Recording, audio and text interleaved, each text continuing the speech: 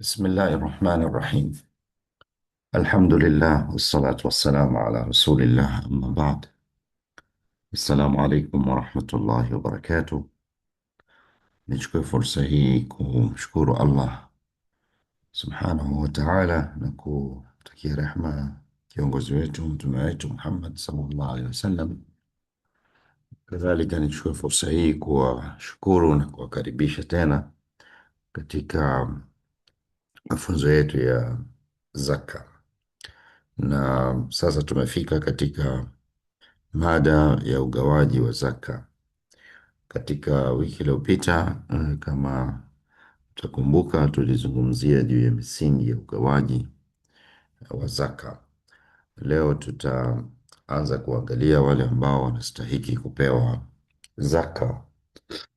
Kwa hivyo ni mada muhimu sana, kama nilivyotangulia pia kusema awali ya kwamba ibada hii ya zaka inasimama ipasavyo pale maeneo mawili yanaposimamiwa ipasavyo. Jambo la kwanza ni la ule utambuzi wa mali na hesabu inayotakiwa kufanyika kwenye mali hiyo, ili kubaini kinachotakiwa kutolewa kama zaka. Na sehemu ya pili muhimu vile vile na muhimu sana ni kugawa kwa wale wanaostahili kupewa kwa mujibu wa sheria. Kwa hivyo hili ni eneo muhimu sana. Inakuwa lengo la zaka ili litimie, inabidi ugawaji wake ufanywe kwa wanaostahiki na kwa namna inayostahiki. Kinyume na hivyo itakuwa hatuoni matokeo, hatuoni matunda, hatuoni athari, na vile vile mbaya zaidi, mtu anaweza kuharibu ibada yake hii ya zaka kwa kukosea katika swala zima la ugawaji. Ugawaji wa zaka umewekewa utaratibu kutokana na maneno ya Mwenyezi Mungu Subhanahu wa Ta'ala, maneno ya Allah mwenyewe ambaye ndiye amebainisha ugawaji ufanywe kwa watu gani. Jambo hili halikuachwa katika labda jitihadi ya maulama, bali mwenyewe Allah Subhanahu wa Ta'ala amebainisha ya kwamba wapewe watu gani zaka, na ubainisho huo uko katika Surati Tauba aya 60, ambapo Mwenyezi Mungu amesema innama sadaqatu lilfuqara walmasakin walamilina alaiha walmuallafati qulubuhum wafi rriqab walgharimin wafi sabili llahi wabni sabil faridhatan min Allah wallahu alimun hakim.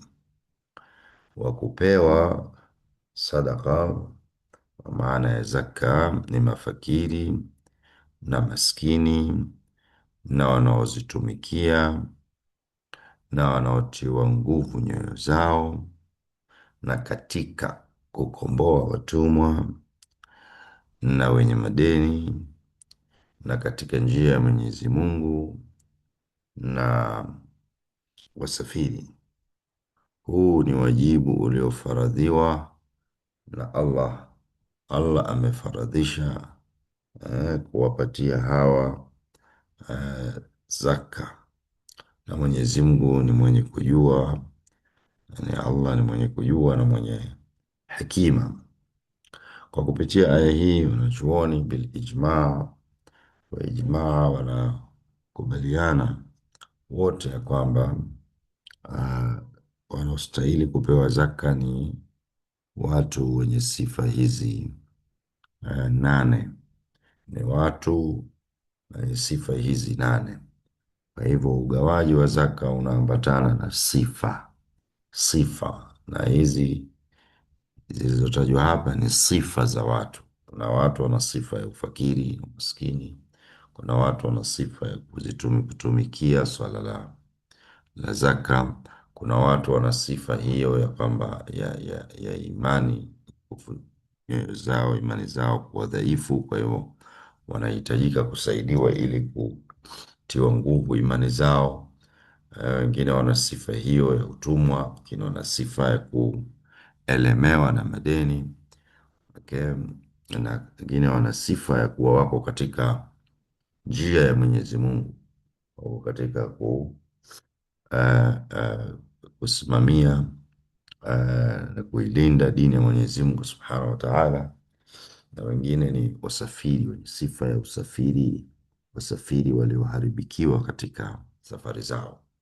Kwa hiyo sifa hizi akiwa nazo mtu, na tutazieleza kwa kina, atakuwa yeye anastahili kupewa zaka.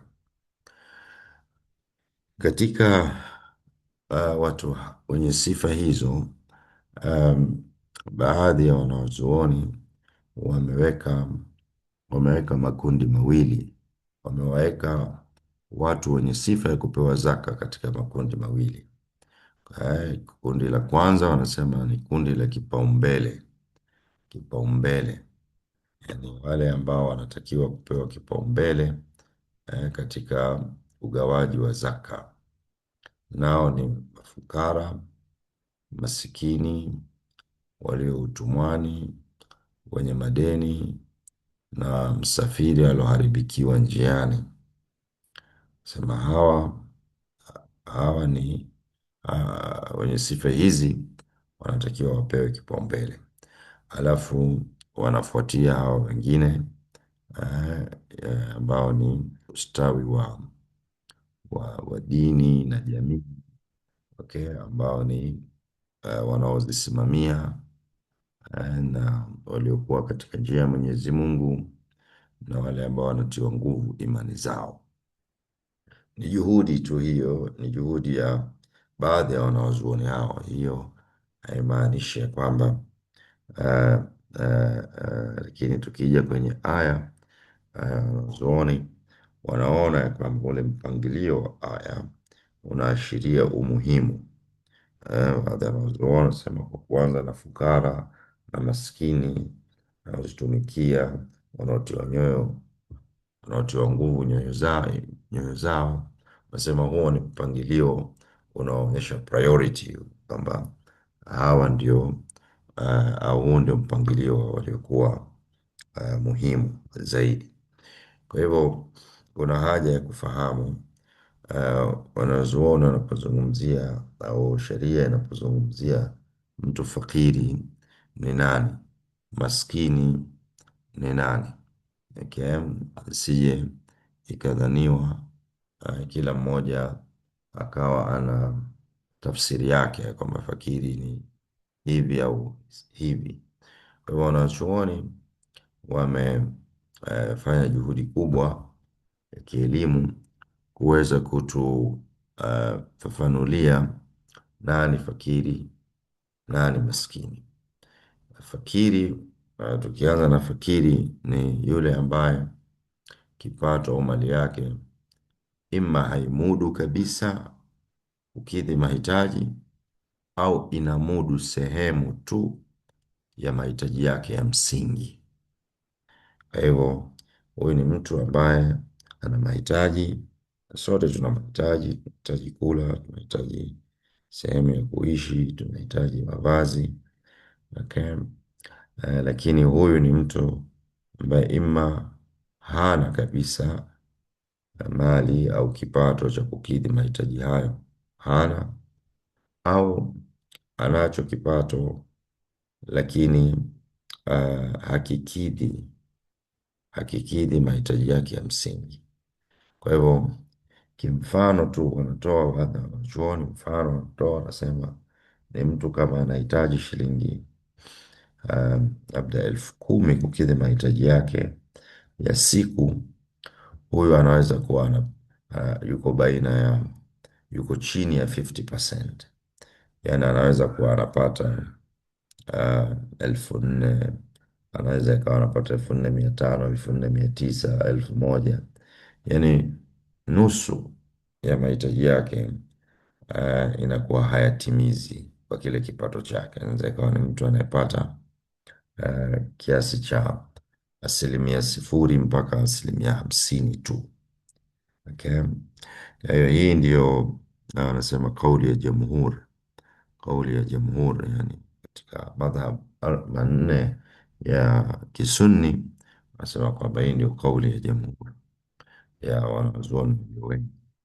Fakir, Imam Ghazali anaeleza kama fakir ni yule ambaye hana mali yoyote na hana uwezo wa kuchuma mali. Okay. Kwa hivyo pia hii ni katika mafuhumu ya Imam Ghazali kwamba hii hapa katika fakiri mtu ambaye hana mali yoyote, yani hana kipato chochote, na pia anaingia yule ambaye hana uwezo wa kuchuma mali. Na katika watu ambao hawana uwezo wa kuchuma mali anaweza akaingia hapa mtu ambaye ni mwenda wazimu. Okay, au mtu ambaye ni mlemavu wa viungo ambaye si mwenda wazimu lakini hana uh, hana viungo vinavyomwezesha kufanya shughuli za kuchuma kipato. Kuna watu wameparalyze, okay, kwa hiyo hana uwezo. Kuna watu wengine hawana miguu, hawana mikono, okay, na hawana ujuzi wowote wa kutumia labda viungo vilivyobaki ambavyo ni akili yake na mdomo wake na macho yake kuweza kupata kipato. Kwa hivyo hiyo pia inaingia katika mafuhumu ya mtu fakiri, mtu fakiri, lakini haimaanishi ya kwamba watu hawa yani mtu mlemavu nilimzungumzia hapo kwamba moja kwa moja tu anahesabika kuwa fakiri.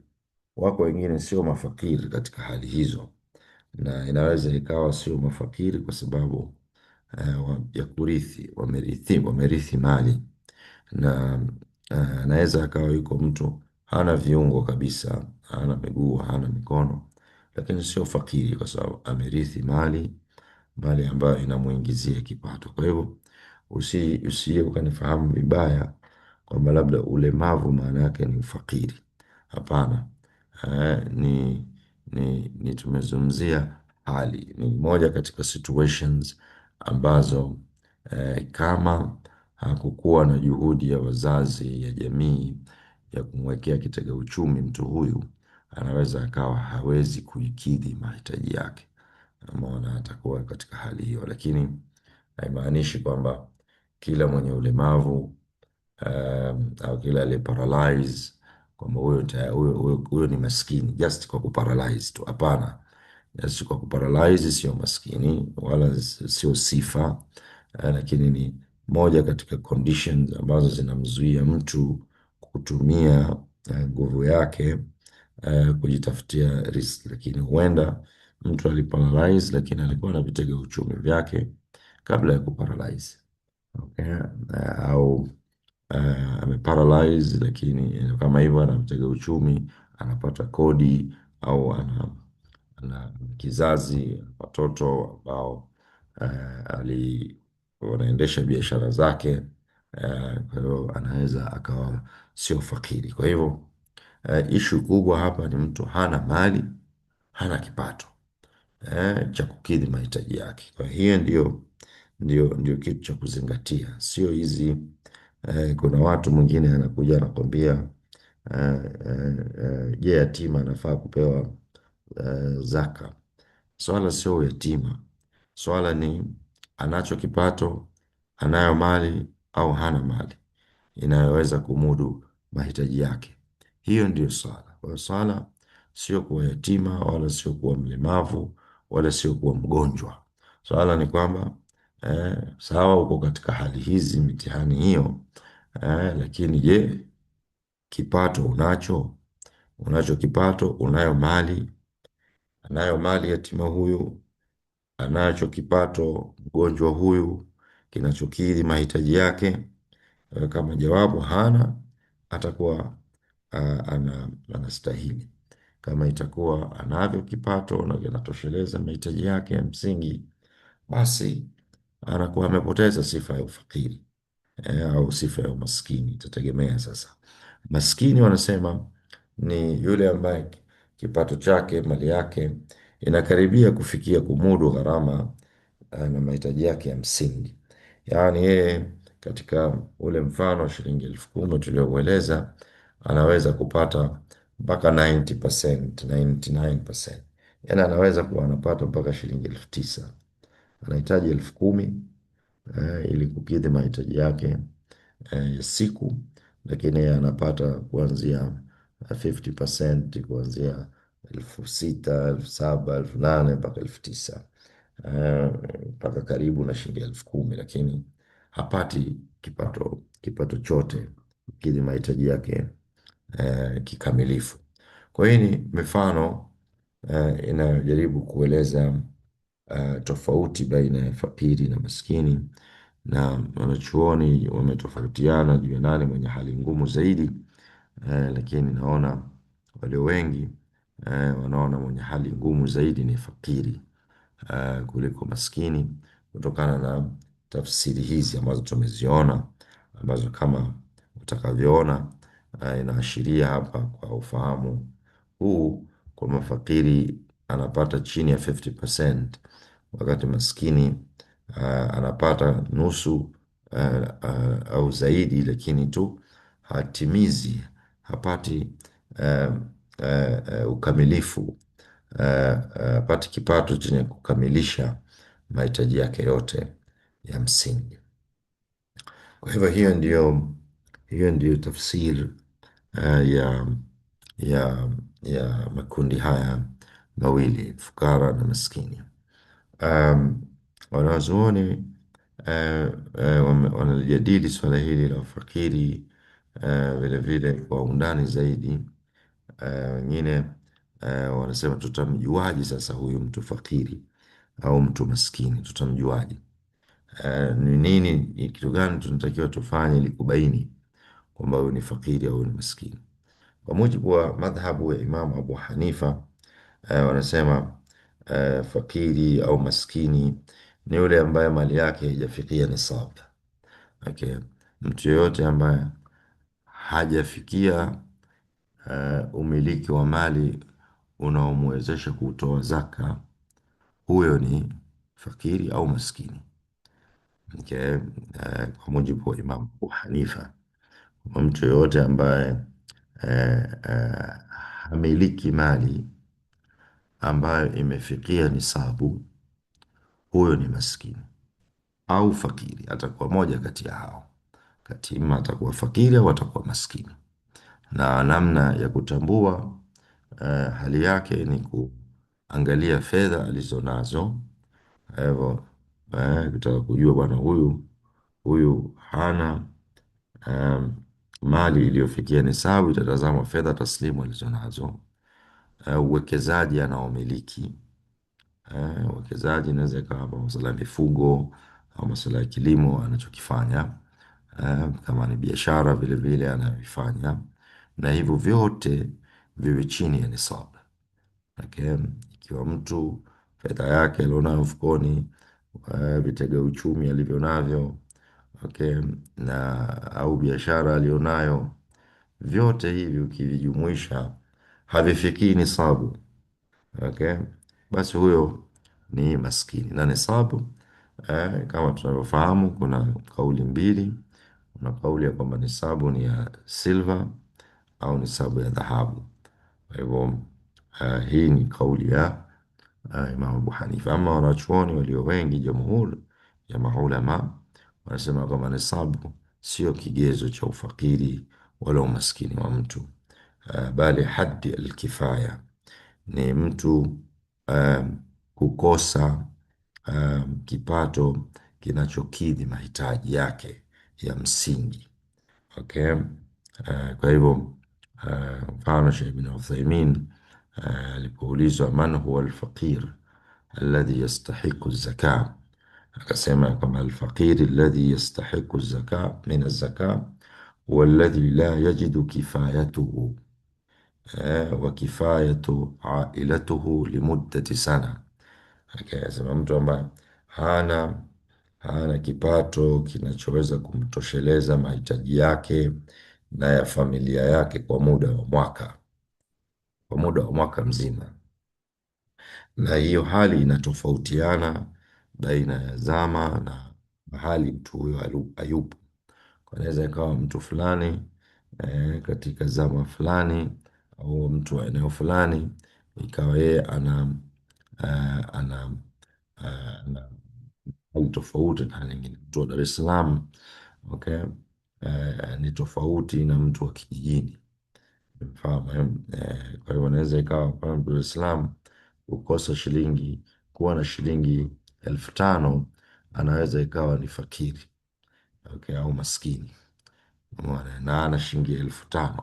Kwa nini? Kwa sababu ya maisha ya Dar es Salaam 5,000 pengine haitoshelezi mahitaji yake, lakini kwa mtu wa kijijini 5,000 inaweza ikawa ni huyu imekidhi mahitaji yake kabisa ya siku hiyo, na hivyo ikawa sio fakiri wala sio maskini. Okay, kwa hivyo inatofautiana hadhi kifaya inatofautiana baina ya sehemu na sehemu na hata baina ya nchi kwa nchi na kadhalika. Wanasema wanachuoni madhhabu yani ya jamhur ya kwamba umaskini wa mtu na ufakiri wa mtu utapimwa kwa kuangalia kipato na mahitaji. Okay, kwa hiyo kama mahitaji yake ni kwa mwezi ni 500,000, okay, lakini yeye anapata chini ya hapo, huyu maanake itakuwa huyu ni fukara au itakuwa ni maskini. Kwa hiyo itategemea, kama anapata 90% anakuwa maskini, kama atakuwa anapata chini ya 50%, okay, huyu anakuwa uh, ni ni fakiri, ni fakiri. Um, uh, kwa takwimu za National Bureau of Statistics um, uh, um, ambazo kwa mara ya mwisho national inaitwa Household Survey, Tanzania Household Survey ya wananchi kiuchumi. Nafikiri ya mara ya mwisho ni mwaka 2017 kama sikosei, au kama hivi. Inaonyesha ya kwamba kwa mkazi wa Dar es Salaam, kipato cha wastani, yani hadil kifaya, kiwango cha wastani cha kumfanya mtu aishi maisha ya kukidhi mahitaji yake ya kawaida ni takriban kwenye 700,000 hivi, 700,000. Mtu mwenye familia na ongea ya wastani, na wanasema wastani wa kitaifa, national average, wastani wa kitaifa, yani nchi nzima, wastani wa kitaifa wa mtu kuishi maisha ya au kuishi maisha ya wastani kabisa, ni mtu kuweza kuwa kipato chake kinakidhi mahitaji yake katika hali ya kiwango cha wastani ni kwenye 4,000,000 na kama 15,000 hivi, 15,000 hivi. Kwa hivyo na inatofautiana baina ya mikoa. Ukija Dar es Salaam 700,000, lakini ukienda kwenye mikoa mingine, sijui Tanga, sijui Simiyu, sijui Tabora, sijui Kigoma, Kagera, wameweka kabisa hizi figures, hizi namba za kuonyesha ya kwamba kwa watu wanaoishi maeneo tofauti tofauti, kiwango cha wastani cha cha kumudu maisha katika maeneo hayo ni kiwango fulani, na nafikiri kwa kupitia hizi takwimu ndio serikali yetu ya Tanzania iko na database inayoonyesha kaya maskini, kaya maskini katika nchi yote ya Tanzania. Okay, kuna maeneo yanafahamika kwamba ni maeneo maskini. Kwa nini? Kwa sababu ya takwimu kama hizo, vipato vya watu wa maeneo hayo ukilinganisha na mahitaji yao ya kimaisha, ni kwamba inaonekana uwezo wao wa kimali na wa kimapato uko chini ya huo wastani wa kitaifa au wastani wa eneo husika, kwamba mtu aishi maisha ya kawaida katika mkoa fulani anatakiwa awe na kiwango hiki, lakini unakuta watu wa kaya hiyo kwa census au kwa tafiti zilizofanywa wanaonekana wengi wao hawana kipato cha kufikia kiwango hicho, na hivyo kutambuliwa kwamba hii kaya ni kaya maskini na kadhalika. Kwa hivyo bil ijmaa inakuja swala ni kwamba si swala la kumiliki nisabu, bali ni kuwa huyu mtu kipato chake na mahitaji yake, je, anacho kipato kinachofikia kukidhi mahitaji yake na ziada au chini ya hapo. Kwa hivyo hii inaashiria kwamba anaweza akawa mtu um, anayo mali, anayo majengo yanamuingizia kipato um, na lakini kama haikifikii kukidhi mahitaji yake ya msingi na familia yake, itakuwa hana wajibu wa kutoa zaka. Yaani atastahili kupewa zaka kwa sababu anachokipata hakifikii. Kwa anaweza akaonekana mtu ana gari, mtu ana biashara eh, eh, na bado akastahili kupewa zaka kwa sababu ya family size yake na mahitaji yake ya kumudu gharama za maisha kuwa ni kubwa kuliko kile anachokipata, na formula yake wanasema ni vile vile inachukuliwa fedha alizonazo, uwekezaji alionao, kama anafanya biashara, mali ya biashara alionayo, ukitoa deni alilonalo, bakaa iwe ni kiasi ambacho hakikidhi mahitaji ya gharama za msingi za maisha yake au familia yake kwa muda wa mwaka mmoja. Sasa Ibn Uthaymeen anazungumzia swala la mwaka mmoja, mtu ambaye hana ima chanzo cha mapato au hana um, uwezo au hana mali ambayo inaweza kukidhi mahitaji yake kwa kipindi cha mwaka mzima, sio siku wala sio mwezi, mwaka mzima. Kwa hivyo uh, hapa wakati mwingine unaweza ukakuta mtu anafanya kazi na bado anaweza kupewa zaka, na mwingine anafanya kazi hapewi zaka. Okay, kwa sababu kuna mwingine anafanya kazi lakini mshahara anaopata ni chini ya mahitaji yake. Okay, na kuna mwingine anafanya kazi na mshahara unaopata mashallah unakidhi mahitaji yake.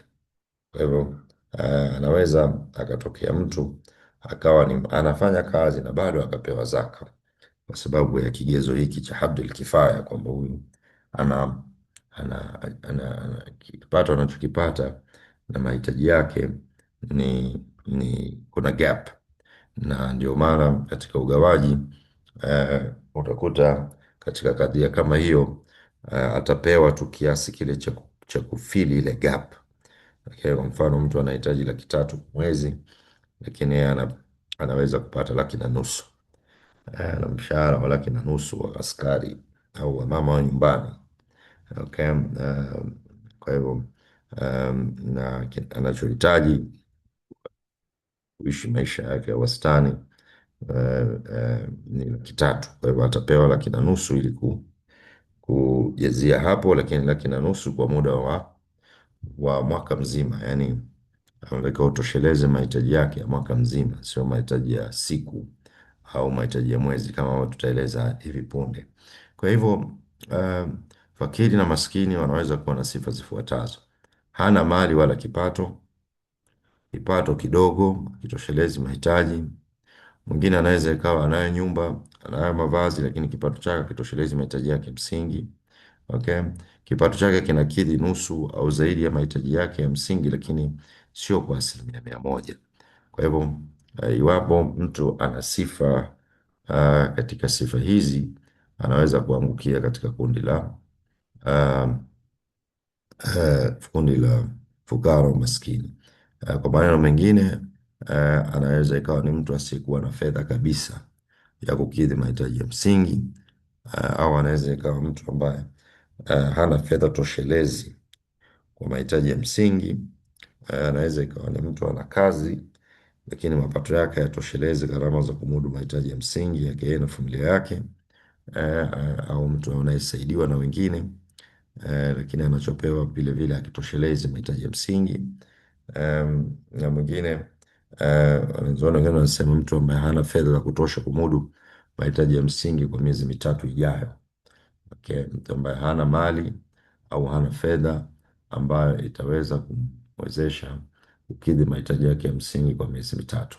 Ibn Uthaymeen anasema kwa muda wa mwaka mzima, mtu ambaye hana mali inaweza kumtosheleza au kumletea kipato kukidhi mahitaji yake ya mwaka, au mtu ambaye hana fedha inaweza kumtosheleza mahitaji yake ya mwaka. Ibn Uthaymeen. Wengine wanasema miezi mitatu. Miezi mitatu. Baadhi ya wanazuoni wanazungumzia mtu ambaye hana kipato kinachoweza kukidhi mahitaji yake ya miezi mitatu, au mtu ambaye hana kitega uchumi, hana kazi kwa mfano, ambayo inaweza kumkidhia mahitaji yake.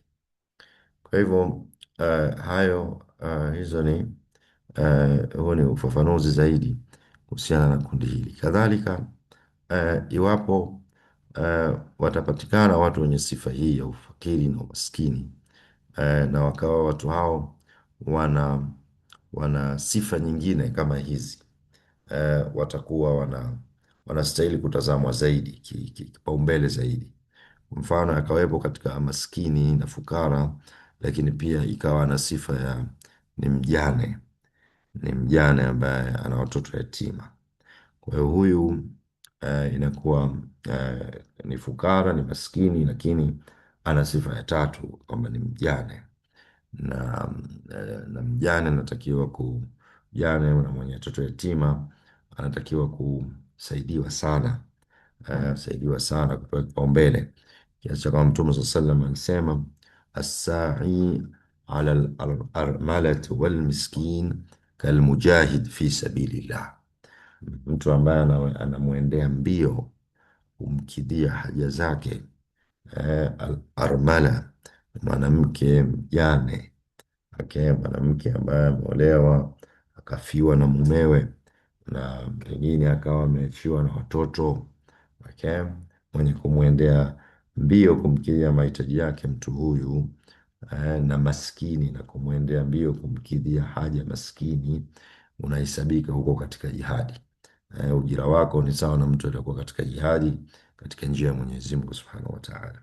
Kwa hivyo ni fadhila kubwa kuwakidhia haja maskini, na katika huyo maskini akiwemo mjane, basi inakuwa ni juhudi kubwa, juhudi kubwa, na ni fadhila zake ni kubwa, fadhila zake ni kubwa.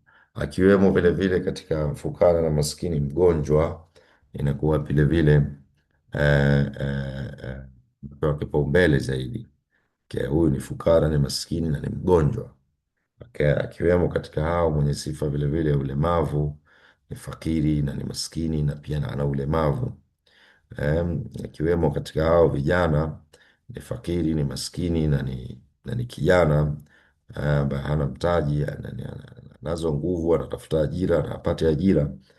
Anaweza kupewa kipaumbele. Waliokosa makazi, watu wanaolala mabarabarani, wanaolala kwenye mitaa, wafungwa kwa kushindwa kulipa faini mbalimbali, waliokosa mahali, wanafunzi wa elimu ya dini na elimu nyingine muhimu, wasiokuwa na uwezo ya kugharamia elimu. Vile vile hawa wanakuwa wana sifa ya ziada ya kuweza kupewa kipaumbele. Kiasi gani wapewe? Kiasi gani wapewe? Fukara na maskini apewe kiasi gani? Kuna kuna maoni tofauti, kauli tofauti baina ya wanazuoni. Kuna wale ambao wanasema fukara na maskini um, atoshelezwe, apewe kiasi kinachomtosheleza mahitaji yake ya msingi kwa mwaka mmoja tu, kwa mwaka mmoja tu. Katika Imam Malik, Hambali, Imam Al-Ghazali, Ibn Uthaymin na wanachuoni wengine, wanachuoni wengine wanazina. Hii ndio kauli yenye nguvu sana. Anasema hapa Ibn Uthaymin, anasema qala alulama, anasema wanazuoni, yutuna lihajatihim ma yakfihim wa ailatuhum limuddati sana, mtu anatakiwa apewe kinachomtosheleza mahitaji yake yeye na familia yake kwa muda wa mwaka mzima, kwa muda wa mwaka mzima. Na hii ndio kauli yenye nguvu zaidi. Na wanazuoni wengine kama kina Imamu Shafii, Ibni Taimia, Imamu Nawawi, Jalaladdin Almahalli na wengineo wanasema apewe kinachoweza kumtosheleza mahitaji yake ya msingi kwa umri wake wote, kwa umri wake wote. Okay? Kwa hiyo apewe kiwango ambacho miaka ijayo hatostahili kupewa zaka tena. Hichi ni kiwango ambacho kitamtoa katika umaskini na kumfanya kuwa mwenye kujitosheleza. Kiwango hicho kinaweza kutofautiana baina ya watu kulingana na kazi wanazoweza kufanya ili wajitegemee. Hivyo kazi ya uzalishaji ni muhimu. Hivyo zaka ya uzalishaji, zaka inamwezesha mtu kuzalisha mali, kupata kipato, ni muhimu ili kuepuka utegemezi kutoka kwa mpokeaji. Wanaweza kupewa fedha kwa ajili ya kumudu gharama ya maisha, au wanaweza kupewa mtaji wa kufanyia biashara ambayo faida yake itatumika kukidhi mahitaji yao kwa kipindi cha maisha yao yote. Kwa hivyo pengine mtu atauliza hapa, apewe kinachoweza kumtoshelea mahitaji yake umri wake wote. Umri wake wote ni upi? Umri wake wote ni upi? Sasa wanawachuoni katika kauli hii wanasema ni miaka 60. Imam Shafi anasema umri wake wote ni miaka 60, apewe zaka kumtosheleza mpaka atakapofikia umri wa miaka 60, au kwa mujibu wa makisio ya umri wa kuishi, expected lifespan. Okay. Na sisi tunafahamu mfano kama katika nchi ya Tanzania takwimu za kiserikali huwa zinaweka hii data ya kwamba expected lifespan ya Mtanzania mwanaume miaka kadhaa na mwanamke miaka kadhaa. Katika kauli ya Mtume sallallahu alaihi wasallam ya kwamba umma huu ni umma wa miaka 60, na maana Imamu Shafii akaweka miaka 60 hapa kwamba ummati Muhammad, wengi wetu tutakuwa lifespan yetu ni miaka 60. Okay, na zidi ya hapo basi itakuwa ni zawadi atakayevuka miaka hiyo. Kwa hivyo kama una maskini huyu au fukara huyu ambaye yuko miaka 40 au miaka 30 au yuko miaka 50, kwa hivyo unatakiwa umpe zaka itakayoweza ya muda ambao ule uliobaki katika umri wake. Kwa hivyo mtu wa miaka 50, okay, atapewa kiwango cha zaka cha kuweza kutosha umri wake wote ambao utakisiwa kwa ni miaka 60. Kwa hiyo zaka ya miaka 10, ili mwakani huyu mtu hapewi tena zaka, mwakani hatapewa tena zaka, hatapewa tena, sababu kashapewa ya kutosheleza for 10 years. Kwa hivyo bila shaka mtu kumpa zaka, kumpa mtu fedha itakayomtosheleza kwa miaka 10, huyo definitely sio tena maskini wala sio fukara tena, atakuwa kashatoka kwenye sifa hizo. Kwa hivyo hatostahili kuendelea kupewa zaka katika miaka inayofuata. Kwa hiyo kuna kigezo cha miaka 60 au kigezo cha kufuata lifespan ya nchi husika, nchi yenu. Kuna takwimu vile vile za kinchi pia zinaweza zikatumika. Inaweza ikawa Tanzania wanasema labda mwanaume miaka 65, mwanamke labda miaka 70. Okay, kwa hiyo inaweza pia hiyo ikazingatiwa, ni swala la ijtihada. Ikiwa baada ya umri huo mashallah huyu mtu amefikisha miaka 60 na bado maskini, analipewa zaka ya miaka 10. inshallah, ametumia amefika 60s, ikawa amekwenda 61, yungali hai, eh, basi atapewa sasa kuanzia hapo zaka ya kumtosheleza kwa mwaka, kila mwaka baada yake, kwa sababu baada ya hapo tena inakisiwa, inatazamiwa kwa wewe uko katika bonus, yani umeona, kwa kauli Mtume sallallahu alaihi wasallam, mtu anaishi zaidi ya miaka 60, yuko katika zawadi, amepewa zawadi ya Mwenyezi Mungu Subhanahu wa Ta'ala. Kwa hivyo huyu atakuwa sasa anapewa ya kila mwaka, kwa sababu kwa mujibu wa hadithi hiyo, ni kwamba huyu ni mtu ambaye yupo katika, anaishi katika umri, Mungu kamzawadia umri wa ziada tena, ambayo ziada hii haijulikani, itakuwa ni ya miaka 5, miaka 10, miaka 20. Na tunafahamu, Mungu awaweke wazee wetu, wengine wameshavuka miaka 60, wako 70, wako 80, wengine wanakwenda miaka 90, na kama hivi. Kwa hivyo hizi zote ni siri za Mwenyezi Mungu Subhanahu wa Ta'ala. Kwa hiyo kama yuko mtu wa namna hiyo, fika miaka 61, na ni fakiri na ni maskini, huyu atakuwa anapewa kila mwaka sasa, chini ya kauli hii, chini ya kauli hii ya kupewa kwa, kiwango kinachotosheleza umri wake wote, kama nilivyosema. Hata hivyo kauli yenye nguvu ni ile ya kila mwaka, kukidhi mahitaji ya huyo fakiri au maskini kila mwaka. Sasa kuna haja ya kufahamu vile vile mahitaji ya msingi ni kitu gani. Tumekuwa tukizungumzia, ah, ah, kwamba apewe kiwango cha kutosheleza mahitaji yake ya msingi. Mahitaji ya msingi ni yepi? Kwa mujibu wa wanazuoni wanasema, ni chakula. Kwanza ni chakula, kiwango ambacho kinaweza kukidhi mahitaji yake ya chakula kwa mwaka mzima. Okay. Kama ni mgonjwa au kuna ugonjwa na mgonjwa miongoni mwao, na vile vile kupewa kiwango cha kuweza kutibu ugonjwa huo. Okay.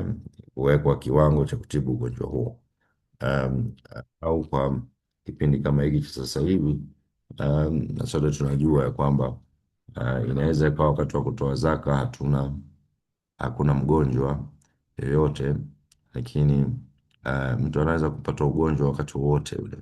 Kwa hivyo anaweza, huyu maskini akakatiwa bima ya afya, ikawekwa katika sehemu ya kukidhi mahitaji yake, ni kumkatia bima ya afya, ya serikali NHIF, ili aweze kutumia itakapokuwa amepatwa na ugonjwa, anahitaji matibabu.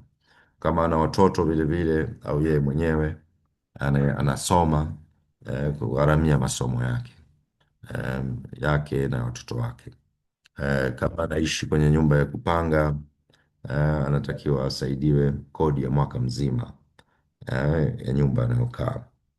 Um, um, kama itakuwa, um, ni kijana, ambaye anataka kuoa, anahitaji mahari ya kuoa, atasaidiwa vile vile mahari, kwa sababu ndoa vile vile inahesabika katika sheria kwamba ni hitajio la msingi la kijana ambaye ameshabaleghe. Kijana ambaye ameshabaleghe, okay, kuoa au kuolewa ni katika hitajio la msingi, inahesabika kwamba ni katika dharuriyat, jambo la msingi kabisa ambalo anaweza kusaidiwa mtu ili kulitimiza. Kwa hivyo, kijana ambaye anataka kuoa hana mahari, anaweza kusaidiwa vile vile hilo. Mwingine ni biashara, ikawa anahitaji kuanzisha biashara, okay, ili aweze kujitosheleza mwenyewe na, na kujiendesha mwenyewe kiuchumi. Anaweza vile vile, ni hitajio la msingi linakuwa bwana, mimi nataka, na hitajio langu ni kuanzisha, nahitaji mtaji wa kuanzisha biashara. Okay, mtaji wa kuanzisha biashara. Pengine ni kijana ambaye yuko nyumbani, hana tatizo la kula wala ku wala ku wala ku wala kashamaliza, kashasoma, Kashamaliza, hana shida ya kula, kula kipo, hana shida ya mavazi. Ni shida yake ni kupata mtaji wa kuanzisha biashara, okay? Ili aweze kujitegemea, kuingiza kipato mwenyewe. Kwa hivyo huyu atasaidiwa. Hili ni hitajio vilevile la msingi anaweza kusaidiwa kupitia zaka, kiwango cha kuweza kumfanya aanzishe biashara. Nyingine inaweza ikawa ni ujuzi, misaada ya kulipiwa mafunzo yatakayompa ujuzi, kama ni mafunzo ya ujasiriamali, mafunzo ya kilimo, au ni mafunzo ya ujasiriamali, useremala, kama ni mafunzo ya kunyoa, mafunzo ya design, mambo mbalimbali. Kwa hivyo kadhalika, kwa hivyo haya yote yanaingia um, uh, katika mahitaji ya msingi. Kwa hiyo pengine msaada ya kimalezi au matunzo ya watoto. Inaweza ikawa mahitaji yake vile vile kuwa na mfanyakazi ama wa kumsaidia kutokana na ulezi aliokuwa nao. Kuna baadhi ya nyumba unakuta mama hali yake ya kiafya au sababu moja au nyingine, majukumu mengine ya kutafuta riziki au vitu kama hivi, anahitaji kiasi cha kuweza kuwa na mtu wa kumlipa, wa kumtizamia watoto wake.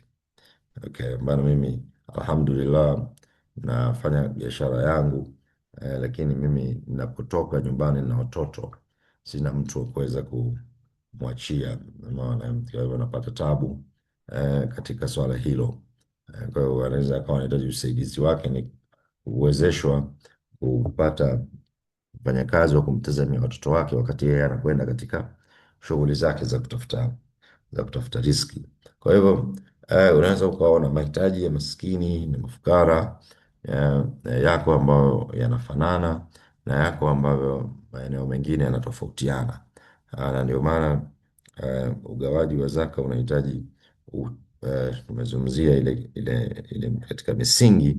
Nasema moja katika misingi ni tahqiq, unatakiwa ufanye uhakiki wa huyu fukara, mahitaji yake ya msingi ni yepi na uwezo wake ukoje.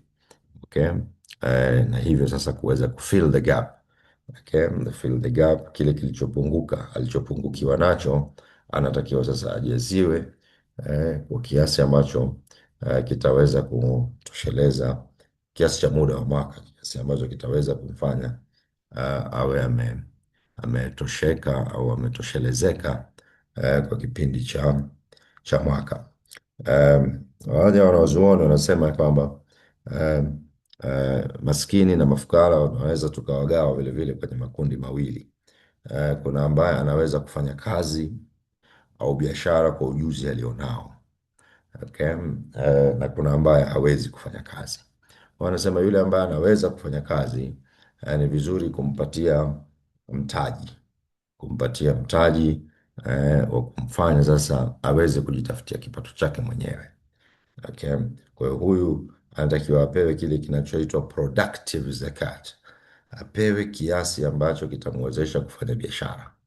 Maana wewe ni kijana barobaro, wewe ni mama barobaro, una nguvu zako na ujuzi wako na una mradi unataka kufanya, uko na business idea unataka kufanya, lakini huna mtaji.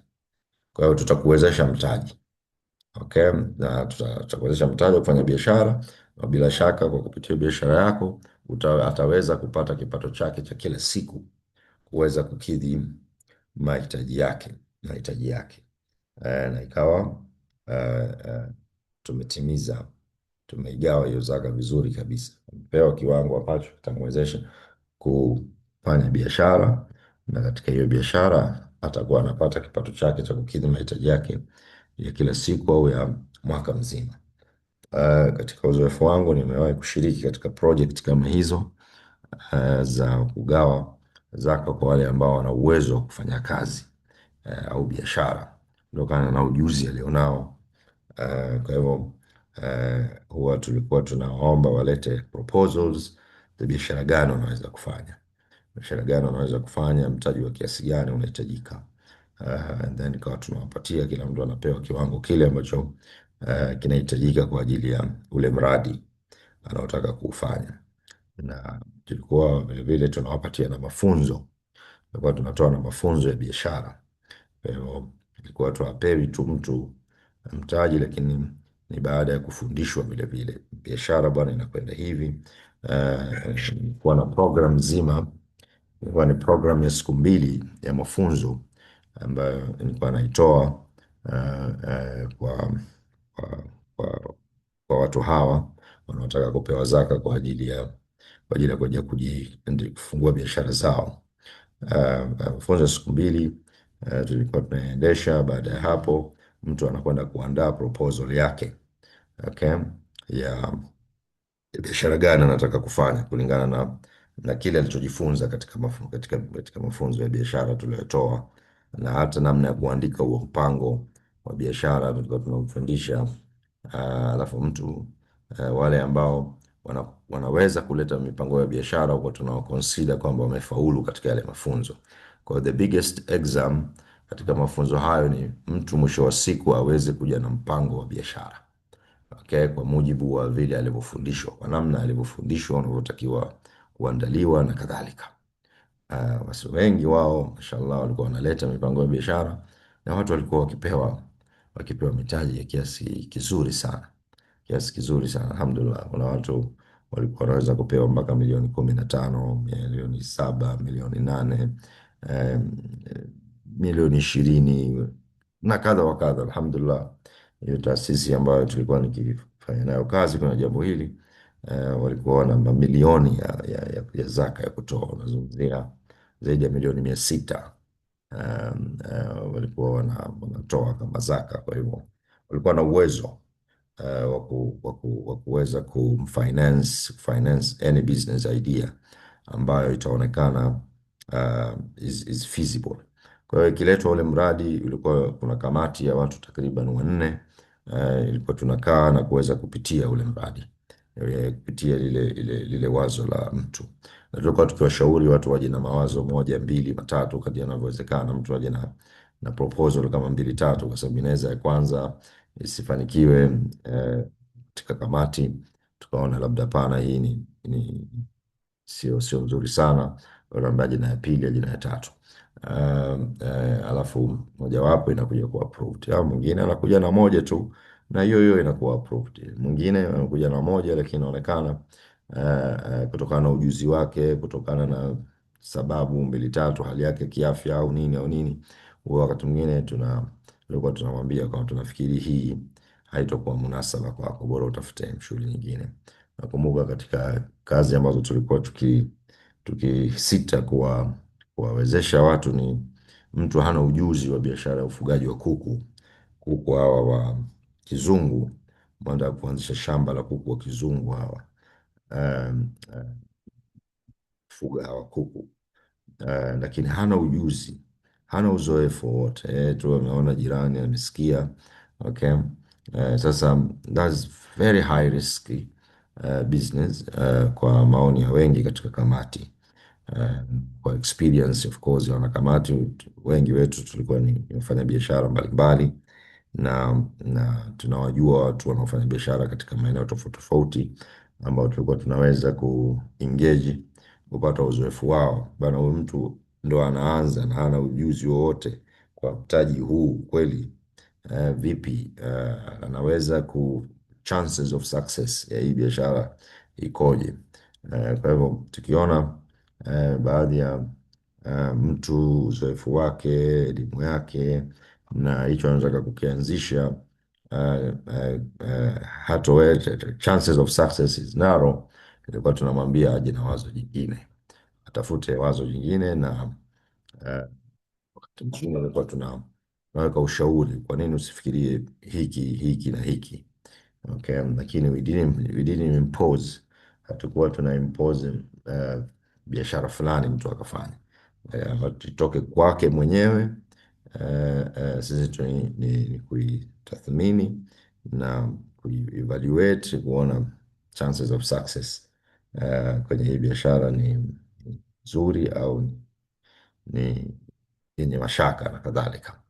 Kwa hivyo wale wanaweza kufanya kazi kutokana na ujuzi aliokuwa nao, basi atawezeshwa kiasi kitakachomwezesha kufanya hiyo biashara au kuanzisha hiyo kazi anayotaka kuianzisha. Na kundi la pili la maskini ni hawezi kufanya kazi, kama vile mlemavu, jane, watoto wadogo au mzee, mtu mzima. Hao wengine sasa, wakati mwingine kwa tunawashauri, kama wewe ni mzee, mtu mzima, hebu hauna mtoto, okay, ambaye pengine tutamwezesha yeye, ushirikiane naye, ashirikiane na wewe kufanya hiyo biashara. Okay. Inapokuwa imekwama kabisa kwamba sina mtoto ambaye anaweza kumwamini kwenye hii kazi, kufanya kazi yoyote. Kwa hiyo alikuwa anapewa tu kiasi cha kumtosheleza mwaka mzima. Alikuwa tu tunaangalia katika mahitaji ya msingi ya chakula na matibabu, NHIF. Okay. And then NHIF ilikuwa anajaza fomu and then inalipwa moja kwa moja kwenye NHIF. Na fedha nyingine alikuwa anafungua account, anawekewa kwenye akaunti yake kiasi ambacho kimetokana na makadirio ya mahitaji yake, na kama kuna wanaomtegemea na wale wanaomtegemea.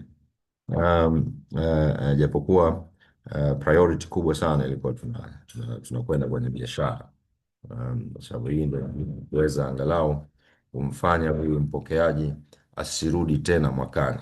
Of course chances za kufanikiwa kwa baadhi yao katika biashara ni 50-50, anaweza akafanikiwa, mwingine asifanikiwe.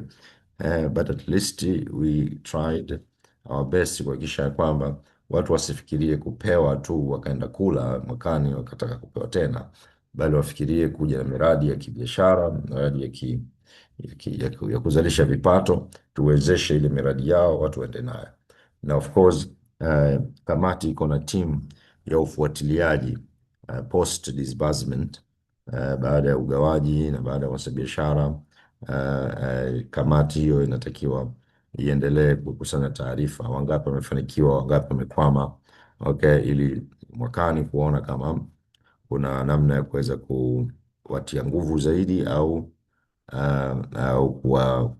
kuwasaidia tena waliofeli, na namna ya kutia motisha wale waliofanikiwa, ili waje kuwa ni mfano mzuri kwa wale wengine, na kadhalika. Lakini hiyo ilikuwa ni scope ya kazi katika hilo shirika, lakini mimi jukumu langu kubwa lilikuwa tu kwenye mafunzo na kwenye evaluation. Monitoring ilikuwa ni ya taasisi yenyewe. Taasisi yenyewe ina staff wake ambao wanatakiwa kufuatilia.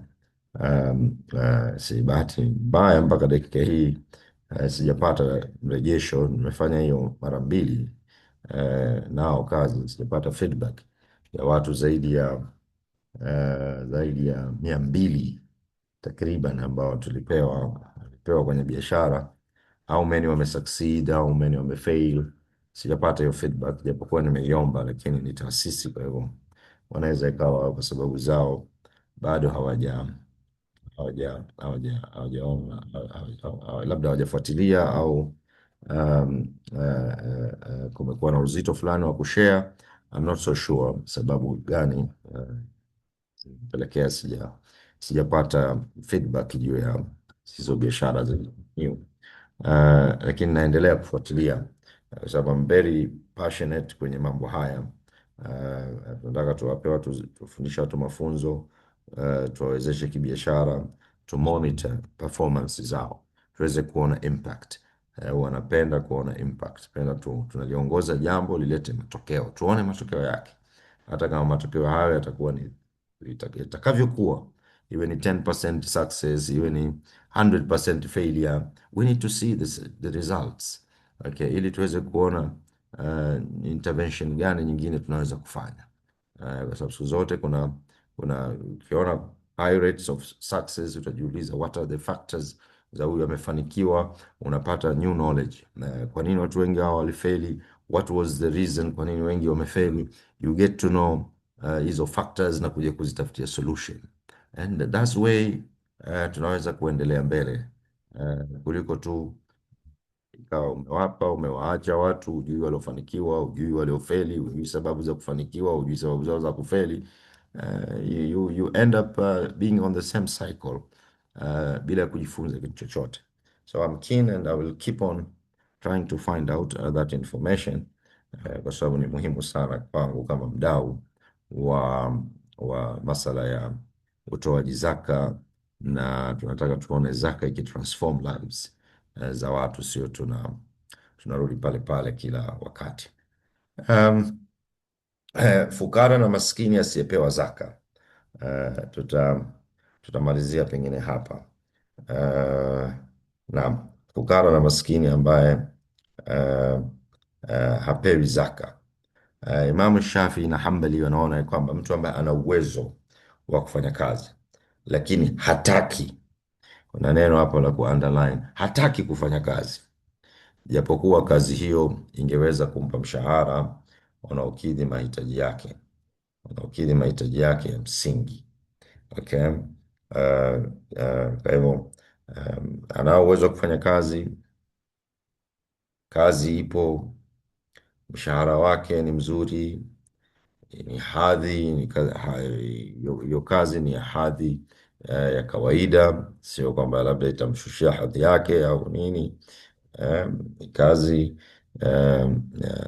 anayo uwezo wa kuifanya, um, na hataki kufanya kazi, huyo hapewi zaka. Kwa hiyo wanasema mwenye sifa hizi hatopewa zaka. Kazi ipo, kazi ni ya halali, kazi ipo ndani ya uwezo wake, kazi inawiana na hadhi yake, kazi ina mshahara unaokidhi mahitaji yake, hataki kufanya kazi, huyo hapewi zaka. Yule ambaye hataki kufanya kazi na kufanya ibada tu hatopewa zaka. Bwana, mimi sitaki kufanya kazi, mimi ni darwesh, eh, nataka tu dhikri, basi kuhudhuria vikao vya dhikri, kufanya adhkari tu, kufanya dhikri, kufanya dhikri, kufanya dhikri. Bwana, huyo hatopewa zaka. Kwa hivyo anaweza ikawa ni kweli ni maskini, anategemea watu wengine, tegemea kaka, anategemea dada, anategemea nani, anategemea nani. Ni sifa ya umaskini wa kutegemea watu wengine, hana chanzo kipato wala mali, lakini kazi ipo na ina sifa zote hizi, naye hataki. Bwana, mimi sitaki bwana, mimi nataka maadamu ndugu zangu wapo na nini, watanisaidia. Mimi nataka dhikri tu, nataka kufanya dhikri, kwenye ibada peke yake. Nyinyi fanyeni kazi, nyinyi fanyeni kazi, mnisaidie mimi. Huyu hapewi zaka, hapewi zaka. Na yule anayekataa kufanya kazi, pamoja na kwamba kazi hiyo ipo na ina maslahi mazuri, kwa sababu zozote nyingine anazozijua yeye, hatopewa zaka. Kwa hiyo ndugu zangu, tunakomea hapa. Kwa hiyo tumezungumza juu ya kundi la fukara na kundi la maskini. Kundi litakalofuata ni wafanyakazi wa zaka, amilina, wanaofanya kazi eh, ya, ya kukusanya na kugawa zaka. Hilo ni kundi la tatu, lakini tapenda niishie hapa, nitoe fursa ya maswali kama yapo, ili tuweze kudigest. Na kwa uzoefu wangu, hili ndio kundi kubwa sana katika nchi zetu hizi. Fukara na maskini tuko nao kila mahali, tuko ndani ya familia zetu, tuko nao nje ya familia zetu, majirani zetu, mitaani mwetu. Okay. Hawa watu wapo, umeona, na hivyo kama mnavyoona kwenye grupu huwa inastajabisha kuona mtu anakwambia inafaa kutoa zaka kujenga msikiti au madrasa, wakati kwenye ndugu wako mafukara na maskini, mtaani kwako, okay, nchi inayo mafukara na maskini. Umefahamu bana? Unakwenda kwenye vipi, unataka kwenda kufanya jambo la kujenga msikiti ambalo kwa Jamhuri ya Maulama fedha ya zaka, kama tutakuja kuona huko mbele, haingii, sio msikiti hauna sifa, sio katika watu wanaopewa zaka. Tutakuja kuona ya kwamba zaka inakwenda kwa watu zaidi, inakwenda kuwanufaisha watu. Umeona, na itakuwa ima maskini, itakuwa ima mwenye madeni, itakuwa msafiri. It relates inahusiana na watu. Okay? Na hata kama utataka kusema hii ni fi sabilillah, katika njia ya Mwenyezi Mungu, wanazuoni wameeleza juu ya nani anaingia katika fi sabilillah na nani haingii, kitu gani kinaingia, kitu gani hakiingii, kama tutakavyokuja kuona. Nafikiri wiki ijayo tunaweza tukakamilisha makundi yote haya. Leo nimetumia huu muda mwingi kuelezea haya makundi mawili kwa kina, kwa kuwa ndio makundi ambayo wanazuoni wote wanakubaliana kama hizi priority. Hawa ni kipaumbele katika ugawaji wa zaka. Fukara na maskini watoshelezwe. Tusaidie makundi haya yanapokuwepo katika jamii zetu au katika familia zetu. Kwa hivyo nitasimamia hapa kwa leo. Tutatoa fursa ya maswali kama yapo yanayohusiana na makundi haya, au vilevile kama kuna swali nje ya makundi haya tutalisikia, na kama tutaweza kulijibu sasa tutalijibu, au nitawaomba tufanye subra. Kwa hivyo tunafungua sasa fursa ya watu kuuliza. Kama una swali unaweza kuuliza, kama una mchango unaweza kutoa. Tuko tayari kujifunza, tuko tayari kujifunza kutoka kwenu. Karibuni sana.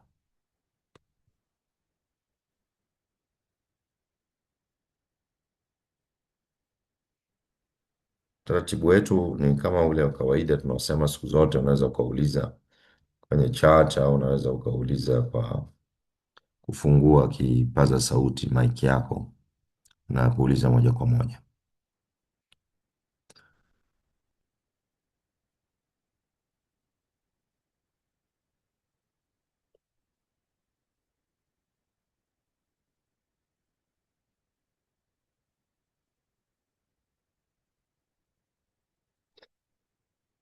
Assalamu alaikum. Salamu bwana Sheikh Abdulrahman Malelemba, vipi hali yako bwana? Itakuwa umeangalia vibaya ustadh. Aha, basi karibu ndugu yangu, karibu karibu. Yes. Hapa ni katika kile nilitaka kuchangia kidogo tu hapa katika haya makundi Naam, Maalim Ishaq. Haya, naam, endelea. ni, ni, nilisoma katika ile tafsiri Naam, ya aya 60 ya naam, Tauba.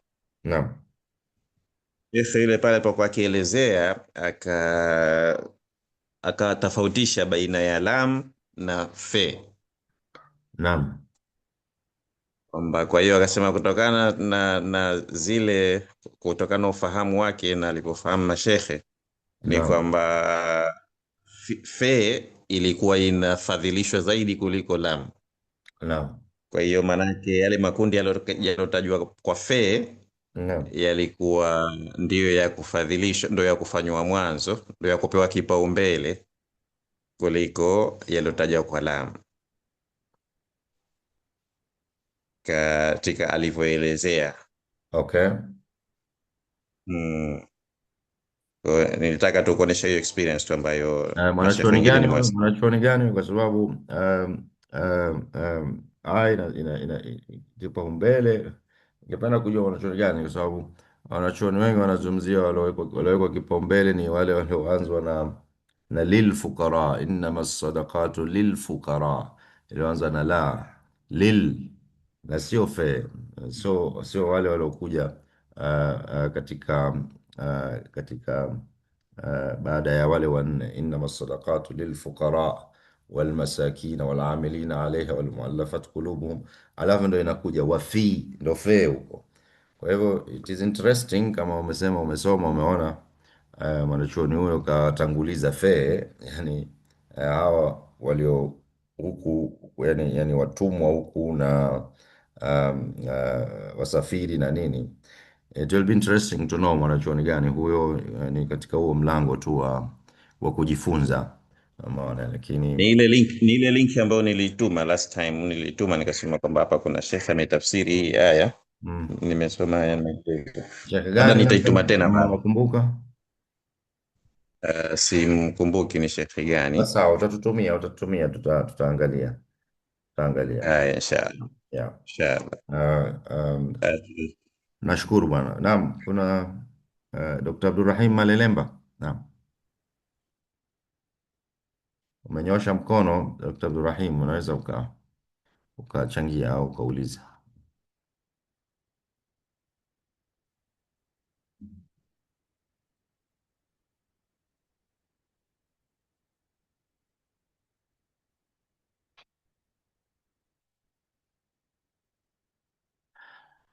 Naam, Sheikh Abdulrahim. Naam. Naam, salamu alaikum warahmatullahi wabarakatuh. Waalaikum salam bwana. Hali yako bwana? Nzuri, habari za siku? Njema bwana. Karibu sana Sheikh wangu. Nimefurahi kukusikia. Hata mimi nimefurahi sana kukusikia kakaangu, siku nyingi hatujaonana wala Eh, eh, hatujazungumza, lakini shamba tuko pamoja. Mimi asante. nilikuwa na ushauri. Naam. Unajua programu nzuri sana kwa kweli, mashamba sana sana sana, na shamba tutafikia pahala pazuri. Tanzania pamoja na Zanzibar historical ni kuwa iliachwa mbali sana katika suala hili la zaka, ambalo wewe Mwenyezi Mungu akuzidishie baraka na kheri na afya, unatufumbua macho juu ya swala hili. Huko nyuma ukiangalia history ya Zanzibar au ya Tanzania, haya mambo yalikuwa hayapo. Kila mtu kama kwenye darsa zetu hizi ambazo kila siku unaziendesha, ni kuwa alikuwa anajifanyia anavyoona yeye mwenyewe. Naam. Sasa ndiko na ushauri mmoja, Naam. na kulifill gap ambalo lililopo itachukua muda sana, Naam. itachukua muda, lakini nafikiria sasa kukupitia hizi program zetu hizi unazoziendesha kama hizi, Naam. kwa new generation iliyopo sasa hivi ndiyo iwe prepared. Maana yake tunakusudia vipi? Lesson kama hizi tuzifanye vyuo vikuu, Naam. ambao tayari watu wale ni tegemezi, wanakuja kuwa watoaji wa zaka baadaye. Naam. Umenifahamu? Si katika vyuo vikuu kwa mfano Naam. kuanzisha program kama haya, Naam. e, vijana wakenda, kwa sababu wale ndio wanakuja kuwa wafanya biashara wa baadaye na viongozi wa baadaye wa kusimamia haya mambo. Kwa hiyo Naam. ushauri wangu ni huo. Kama upo Nairobi, maanake nimekuulizia kwa Dr. Saleh, mambo upo Nairobi bwana, hongera sana. Kwa hivyo Naam. kama upo Tanzania, basi tuanzishe hiyo program. Hawa wanachama waliomo humu kuanzisha kufanya makongamano vyuo vikuu, kuwapelekea hii elimu ambayo itakuja kuwa baadaye wakiajiriwa, wakipata nafasi za kutoa zaka, sasa wanakwenda katika system ambayo tayari wanayo na wanaiendeleza vizuri. Nilikuwa na mchango huo kwa kweli, Nashukuru. lakini Nashukuru. hongera sana na shamba, jazakallahu khair, asante sana. Mchango mzuri kabisa, na nilete tu kwenu changamoto hii ya kwamba sote tuliopata bahati ya kushiriki mafunzo haya na notes na huwa nazishare mimi kwenye grupu, na hizi video zinapatikana. Twende hatua moja mbele na sisi ambao tunajifunza ya kuyafanya yale ambayo pengine mimi siwezi kuyafanya kutokana na umbali na huku niliko. Tusaidiane kwenye hilo. Tusiachane mkono ya kwamba hili ni jambo awepo Bwana Khalfani ndio alifanye. Lakini wewe kule ulipo umeshajifunza jambo hili, materials haya unayo na tunayagawa, audios, video zipo. To take vile vile kidogo ownership, na sisi ya kusema, na mimi kwa nafasi yangu, kwa pale nitakapokuwa nitajaribu kufanya kitu fulani, na utakapohitaji usaidizi wangu, mi niko tayari vile vile kutoa usaidizi huo kwa namna inavyowezekana. Uwepo kwangu huku Nairobi haimaanishi kwamba nakaa huku muda wote. Wa mara nyingi narudi nyumbani, kila mara narudi Tanzania, narudi Dar es Salaam, na kwenda Zanzibar, okay, japokuwa inakuwa katika shughuli tu zangu nyingine za kimaisha. Kwa hivyo zinaweza wakati mwingine tukawasiliana, tukaweza kucoordinate nitakapokuwa nimekuja Tanzania, nifike mkoa fulani au nifike chuo fulani, ili kwa pamoja tufanye kitu kama hiki, tufanye kitu kama hiki. Kwa hivyo niombe vile vile kwenu ambao mmebahatika uwepo katika kundi lile la Zaka, ambalo mnapata video hizi, mnapata materials na hata vitabu wengine wameweza kupata.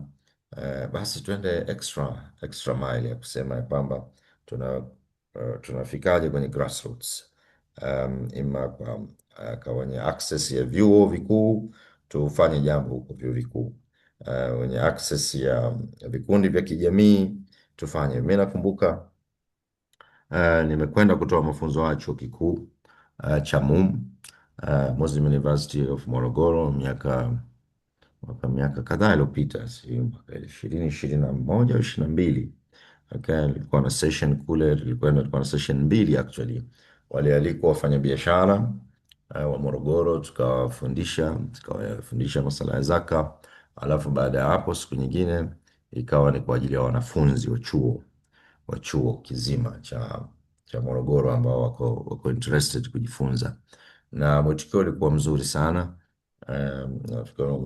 Wafanyabiashara wakubwa na wadogo na wakati walihudhuria, na siku iliyofuata ilikuwa wanafunzi nao walijitokeza kwa wingi sana, na hili ni jambo ambalo kwangu mimi nalipokea kwa mikono miwili.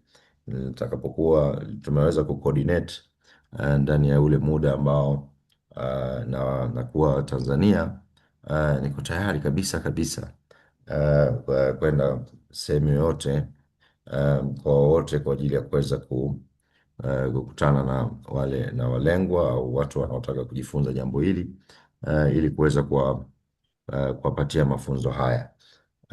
Lakini kazi ni kubwa hii, na lazima ifanywe, na hivyo tunahitaji wote tuwe foot soldiers, wote tuwe ni askari wa msituni wa kuingia kwenye jamii na kuweza kuifikishia. Kila mmoja ana influence katika eneo lake, wengine kazini, wengine kwenye biashara, wengine kwenye jumuiya za kibiashara, wengine kwenye jumuiya za wakulima, kwenye jumuiya za wafugaji. Watu hapa tuko tofauti na tuna network zetu tofauti tofauti. Yule ambaye anaweza yeye mwenyewe kufikisha kwenye jumuiya yake au kwenye chuo au kwenye taasisi yake ya kazi afanye hivyo.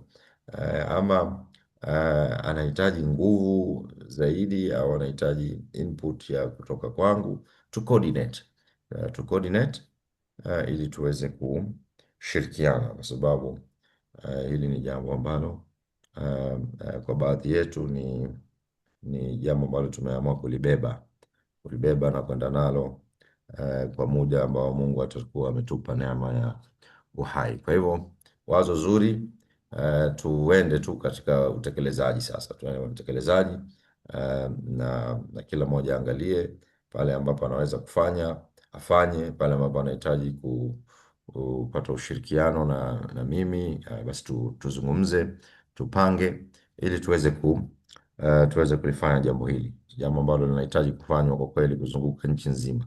Ni kazi kubwa na ni kazi endelevu, yani kuizunguka nchi nzima ya Tanzania kufundisha zaka ni kitu kinachotakiwa kiwe very ongoing, yani kitu kinatakiwa kifanyike every week. Jamii ni pana, nchi ni kubwa, umeona, na elimu hii inahitajika, umefahamu, yani kitu ambacho hakuna mtu yoyote atakayekuwa na shaka kwamba elimu hii inahitajika kwa kila Muislamu. Sasa hakuna Muislamu ambaye hajishughulishi na utafutaji wa mali. Nani ambaye hajishughulishi na utafutaji wa mali? Nani ambaye haamiliani na mali kwa namna moja au nyingine? Umeona, na kama unaamiliana na mali basi swala la elimu ya zaka ni wajibu kwako kujua, kwa sababu ile mali utakayokuwa nayo itakapokuwa, ujue ikifikia kiwango gani utatakiwa utimize nguzo hii, uitekeleze nguzo hii. Kwa hivyo ni elimu muhimu sana, na ni kweli nakubaliana nawe kwamba tumekuwa ni jambo ambalo limelala katika jamii. Umeona, bado kwa kweli bila ya kulaumu taasisi yoyote au viongozi wetu, lakini ni eneo ambalo linahitaji uamsho, linahitaji watu kuamshwa sana, na ni maeneo linalohitaji kufanyiwa kazi. Lakini ndio hivyo, kila binadamu Mwenyezi Mungu humtia raghba katika jambo fulani. Kuna ambao ndugu zetu wanafanya juhudi kubwa katika tauhid, lakini wanasahau kufanya uamsho mkubwa katika zaka na hii nguzo nyingine za Uislamu. Mtu anaishia tu kwenye kusisitiza sana tauhidi. Naam, tauhidi ni muhimu, tauhid kitu muhimu, namna mtu mwenye mashaka juu, lakini Uislamu si tauhidi peke yake. Uislamu si la ilaha illa Allah Muhammad Rasulullah peke yake, na kuifahamu hii kalima na na yale yanayohusiana nayo. Uislamu vile kuna sala, na mashehe wengine wanafundisha sala. Na Uislamu vile vile kuna zaka. Umefahamu? Haya yote yanatakiwa ni nguzo, na maana nguzo zinazosimamisha jengo la Uislamu. Umeona? Kwa hivyo tujaribu kupatia kila nguzo nafasi yake, na kufanya juhudi juu yake. Na hilo ni kwa taufiki ya Allah. Kama unasema, tusilaumu mtu yoyote wala kuna haja ya kulaumiana, lakini ni swala la kila mmoja, unapoona kuna gap unatakiwa wewe ujaze nafasi hiyo. Maana hii ndio namna mzuri ya kuyatatua mashakili ya kijamii, kuliko kunyosheana vidole kwamba watu fulani hawafanyi, watu fulani hawafanyi. Wewe pia ni mhusika. Wewe unafanya nini? Umeona, na hili ni jambo la kielimu tu, si kama ni urathi huu mtu anazaliwa nao. Kuna watu wanazaliwa wanajua zaka, kuna watu wanazaliwa hawajui zaka. Ni swala la elimu tu. Wewe pia elimu hiyo unaweza ukaipata. Okay, fanya juhudi uipate, halafu ifanyie kazi wewe na ifundishe kwa watu wengine. Umeona, si swala la kwamba kuna watu fulani wana hati miliki ya wao ndio wanatakiwa waseme, wafundishe. Wewe hata wewe pia unaweza ukawa, lakini utenge muda uzame katika bahari hiyo, ili ufahamu kiundani, na baada ya hapo ufanye kazi nafsi yako na wafundishe wengine. Asante sana. Kuna message tu hapa kwenye group ba- ni ushauri. Kuna watu maskini na wana nguvu za kufanya kazi, ila hawajui biashara au hawawezi kufanya biashara. Kama watapewa mtaji, ni vyema wasimamiwe japo kwa kipindi fulani, mpaka kuwe na mwelekeo, ndipo wakabidhiwe. Kwa hiyo kuna watu hawajui biashara. Ambaye hajui anafundishwa, na it is proven kwamba elimu biashara ni trainable skill, ni kitu anachoweza kufundishwa mtu. Kuna skills nyingine zinafundishwa, lakini tunasema zinafundishika, lakini kuna baadhi ya vitu mtu anaweza akawa still struggle kuvimaster. Lakini biashara ni moja katika skills ambayo inafundishika, na mtu anaweza kuimaster ujuzi huo. Kwa hivyo kwa wale ambao hawajui biashara, wanatakiwa wafundishwe. Tutafute namna ya kurahisisha mafunzo ya kuwafundisha biashara inafanywa vipi na yote yanayohusiana nayo. Ama kuna mtu hawezi, na hili la kutokuweza pia lipo. Mimi nafahamu kabisa moja katika ndugu katika familia ambaye alikuwa alikuwa apewe zaka ili afanye biashara. Okay.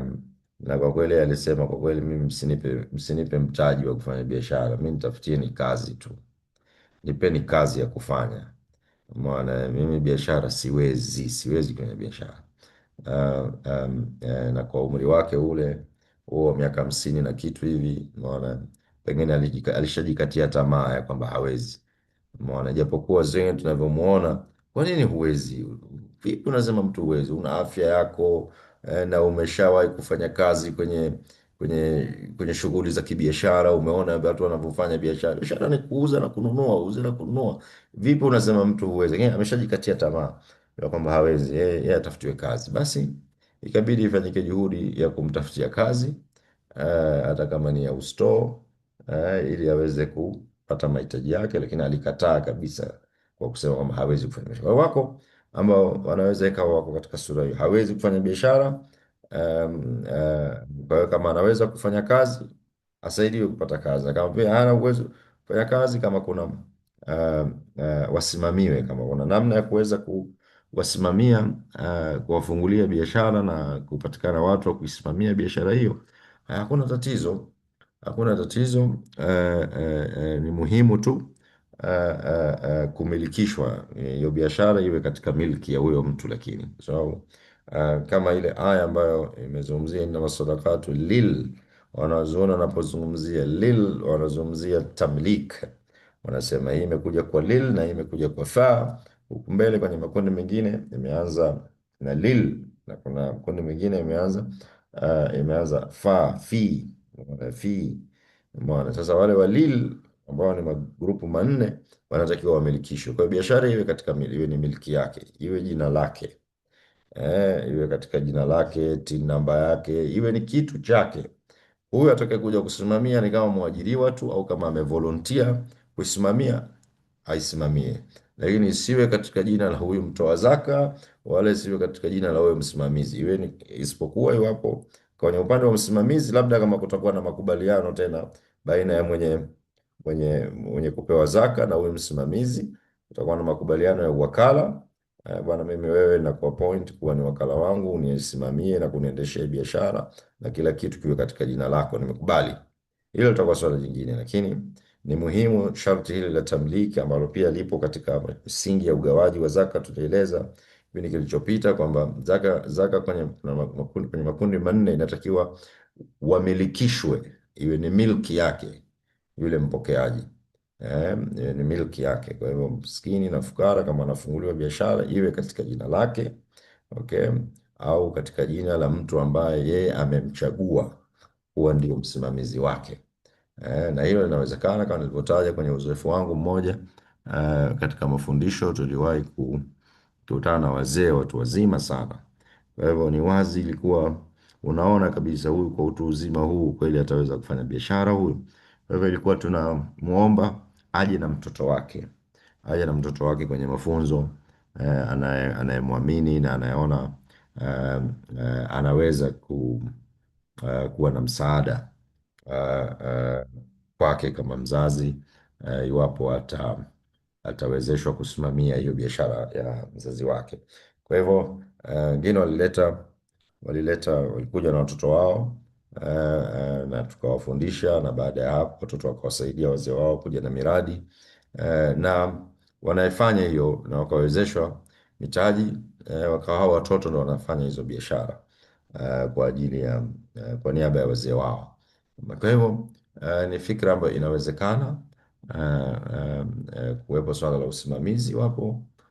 Hayo yote tulieleza yatazingatiwa. Mmiliki lazima ubaki kuwa ni wa mwenye anayepewa zaka, na msimamizi ni mtu ambaye mwenyewe atamridhia, japokuwa wewe unaweza ukamleta kama mtoaji, bwana huyu ni hodari na mjuzi, lakini amkubali, amridhie. Huwezi kuimpose, kwa sababu masala ya zaka kama tulivyoeleza vile vile katika msingi ule mmoja unasema zaka ni haki, kwa maana ni stahili ya mpewaji, ni stahili yake, sio stahili ya mtoaji. Wewe mtoaji una chako, ni mali yake mpokeaji, yule maskini na fukara. Kwa hiyo chochote kinachohusiana na hiyo Ni yeye anatakiwa ashiriki, aamue, akubali, awafik. Okay? Huwezi tu kwenda kumnunulia ng'ombe tu kampa. Eh, Vipi bwana, huwezi kufanya hivyo. Okay? Especially kwa mfanya biashara, kwa mtu mfugaji, yeye anatakiwa atoe ng'ombe, zaka yake atatoa hizo ng'ombe, lakini wewe mfanya biashara au mtu ambaye una akiba ya pesa, unatakiwa utoe pesa, wewe unaenda kumpa maskini chakula. Unataka umpe pesa. Nani kakwambia wewe ukampe chakula? Amekupa idhini ya kumpa chakula? Una mamlaka gani wewe ya kwenda ya kutumia hii pesa kwenda kununua chakula? Sio haki yako, si haki yako, ni haki yake, na yeye ndo anatakiwa akwambie mnunulie chakula, au akuidhinishe kanunulie chakula, kanunulie mfugo, au kanunulie mbegu. Huwezi tu wewe kuamua tu kwenye kitu ambacho si haki yako. Fungu la zaka si haki yako, maana wewe unatakiwa uwapatie wenye haki. Wenye haki ndo hawa sasa, huyu ndo mwenye haki yake. Kwa hiyo mpatie haki yake. Una fikra, una wazo, una nini, mshirikishe, mfahamishe, mwelimishe. Akiwafik ataamua, hakuwafik hakuna sababu ya kumchukia wala kumwingilia. Ni haki yake. Umefahamu eh? Kwa hivyo nikomee hapa kwa leo. Natumai tumenufaika mpaka hapa tulipofika, na inshallah taala tukutane wiki ijayo kwa ajili ya kuelezea makundi sita yaliyobaki kwa kadri Mungu atakavyotuwezesha kuyaeleza. Mpaka hapa niseme subhanaka Allahumma bihamdik ashhadu an la ilaha illa anta astaghfiruka wa atubu ilaik, na niwatakie siku njema. Maasalam.